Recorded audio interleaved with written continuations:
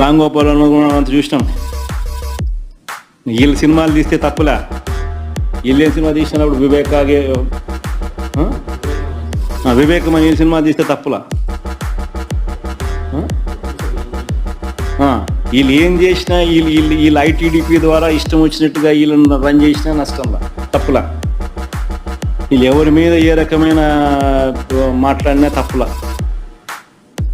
రామ్ గోపాల్ వర్మ చేసిన సినిమాకు censor board approval ఉంది. సెన్సార్ బోర్డుకు పోయింది, సెన్సార్ బోర్డు అప్రూవల్ వచ్చింది. అప్రూవల్ వచ్చినాకనే రిలీజ్ చేసినాడు.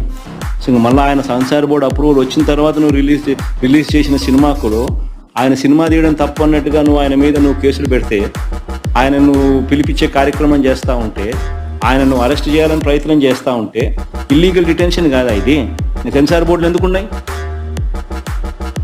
సెన్సార్ బోర్డు అప్రూవల్ వచ్చిన తర్వాత నువ్వు చేస్తూ ఉండేది ఏంది?